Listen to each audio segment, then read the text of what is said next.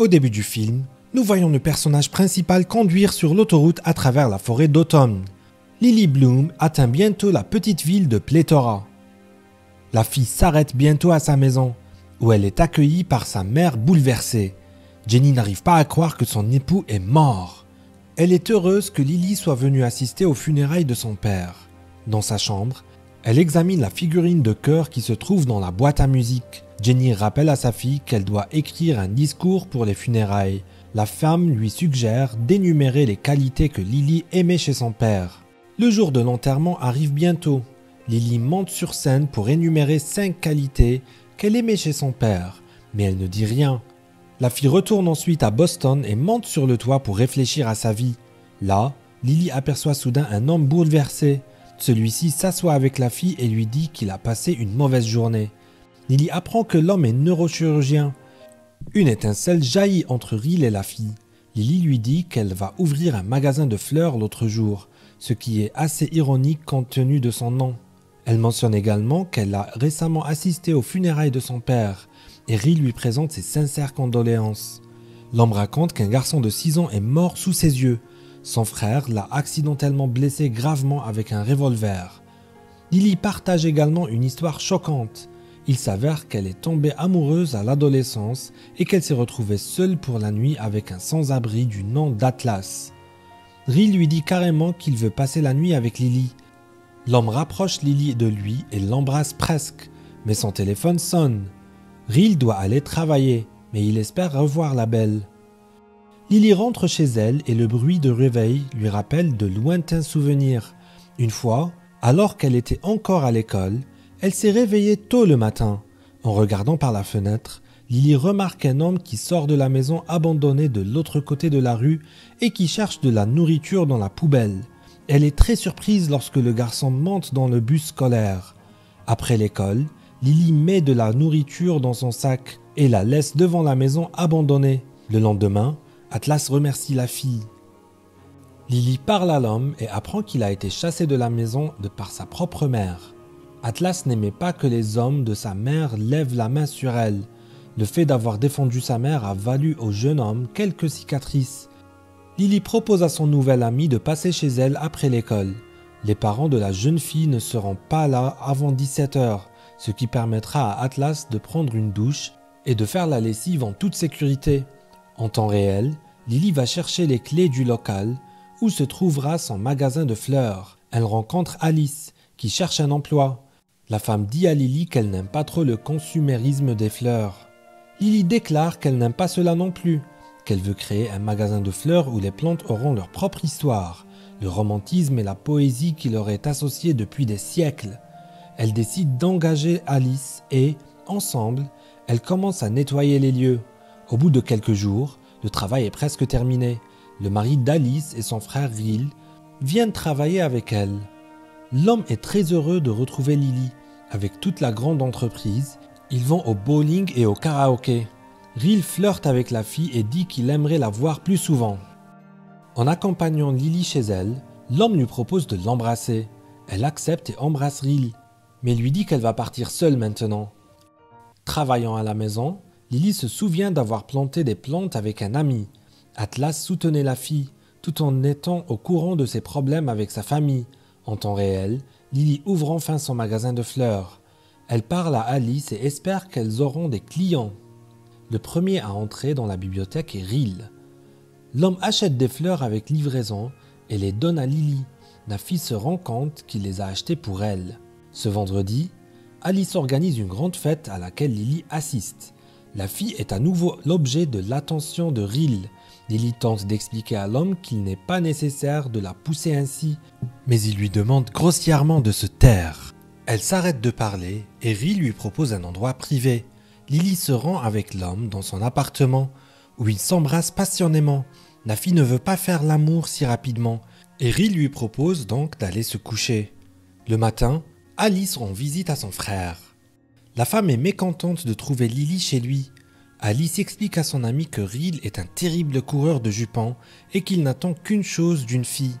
Le frère de la femme fait l'incroyable. Il se retourne et propose à Lily une relation sérieuse. Ril promet d'essayer et d'être un bon partenaire. L'homme emmène Lily à des rendez-vous et reste finalement seul avec elle pour la nuit. Un jour, Lily mentionne qu'elle sort dîner avec sa mère le soir. Ril est très impatient de rencontrer la femme, ce qui plaît à Lily. En se préparant pour le travail, la fille considère le tatouage sur sa clavicule et se souvient du jour où Atlas lui a offert une figurine en forme de cœur. Devant tout le monde, Lily a embrassé le garçon dans le bus scolaire. Puis Atlas est venu lui rendre visite et a préparé des biscuits aux pépites de chocolat à partir de la recette de sa mère.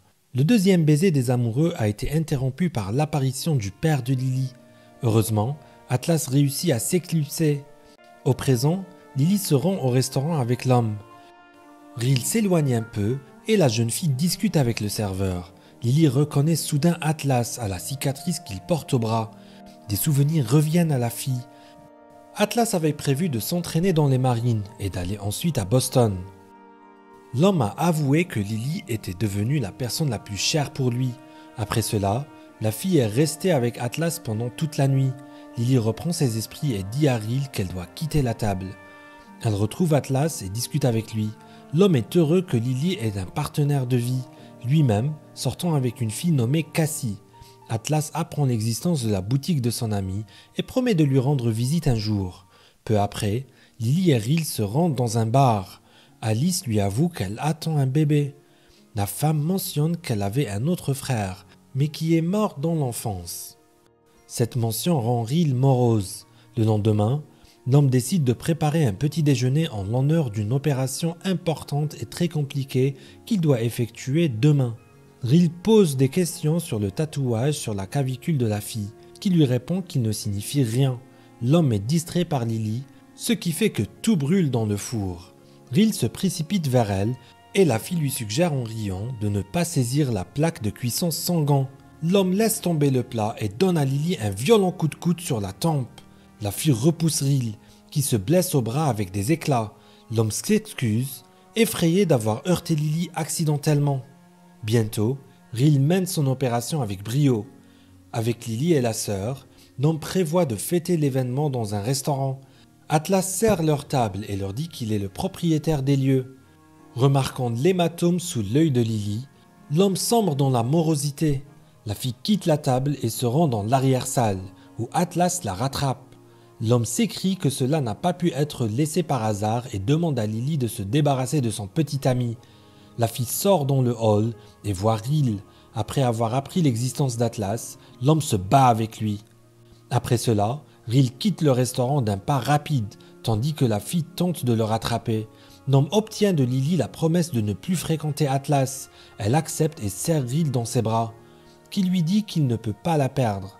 Lily se souvient d'une fois où elle était au lit avec Atlas. À ce moment-là, le père de Lily entre et frappe brutalement le jeune homme. Bientôt, Atlas entre dans le magasin de fleurs de la fille. Il lui demande si Lily est heureuse. Après avoir reçu une bonne réponse positive, l'homme laisse tout de même son numéro à son ami. Au cas où, à la maison, Lily discute avec son petit ami. La fille est heureuse que Ril soit heureux dans une relation avec elle. Elle dit qu'elle a elle-même appris de sa mère à être heureuse envers et contre tout. Le père la battait, mais elle n'a jamais perdu la force d'âme. Ril compatit sincèrement avec la fille qui a passé son enfance dans une telle atmosphère. Alice donne bientôt naissance à une fille. Le même jour, Ril demande la fille en mariage et ils se marient. Lily parle à sa mère par liaison vidéo et s'excuse de ne pas avoir organisé une fête somptueuse. Elle demande à Ril de charger son téléphone et entend un grondement. L'homme lui dit qu'il a accidentellement fait tomber le téléphone et que sous la couverture arrière, il a trouvé le numéro laissé par Atlas. Lily court après Ril, essayant d'expliquer qu'elle n'avait rien avec cet homme et qu'elle ne l'avait jamais appelé. Dans les escaliers, l'homme repousse Lily et elle tombe. À son réveil, la fille n'en veut pas à Ril, estimant que tout ce qui s'est passé n'était qu'un accident. Lily continue à travailler et voit dans le magasin que son magasin a pris la 7e place du top de Boston. À la première place se trouve le restaurant Roots, appartenant à Atlas. À la maison, Lily prépare un dîner de fête. Cependant, Ril lui fait lire un article sur Atlas, qui dit qu'il a sculpté un cœur dans les racines de chêne pour une fille, symbole qu'elle a ensuite tatoué sur sa clavicule. Ril se met en colère et demande pourquoi la fille lui a menti. Lily jure qu'elle l'aime. Cependant, malgré ses supplications, Ril commet un acte de violence sur elle. Lily se souvient que son père a fait la même chose à sa mère. La fille se rend également compte que les accès d'agressivité de Ril sont dangereux, qu'il peut la blesser. Elle repousse Ril et s'enfuit. Lily, en larmes, arrive chez Atlas, qui l'emmène à l'hôpital. Elle dit qu'elle ne veut pas devenir comme sa mère. Lily refuse un bilan de santé et apprend qu'elle entend un enfant. Atlas ramène la fille chez lui. Sous la douche, Lily pleure en pensant que sa relation n'était pas si parfaite, mais plutôt le contraire. Elle entend les appels de Ril, mais ne décroche pas. Le soir, Lily parle de son futur enfant. Atlas avoue que dans la maison abandonnée, il a voulu mettre fin à ses jours. Mais Lily, par sa gentillesse et son attention, l'a sauvée. Bientôt, la fille commence à vivre seule. Alice raconte que Ril a accidentellement tiré sur leur petit frère et qu'il ne se le pardonne toujours pas. Lily continue d'attendre le bébé. Ril assiste à l'accouchement et tient sa fille dans ses bras. Lily suggère d'appeler la fille Emerson en l'honneur du frère de Ril. Bientôt, la fille demande le divorce pour que sa fille ne vive pas les mêmes choses qu'elle. Lily élève sa fille avec sa mère et continue à développer le magasin de fleurs avec Alice. Un jour, lors d'un festival, la jeune fille rencontre Atlas et réalise qu'elle a toujours le béguin pour lui. C'est la fin du film. Merci à tous d'avoir regardé ce film jusqu'au bout. Donnez un like à cette vidéo, écrivez dans les commentaires ce que vous pensez de ce film et rendez-vous dans de nouvelles vidéos.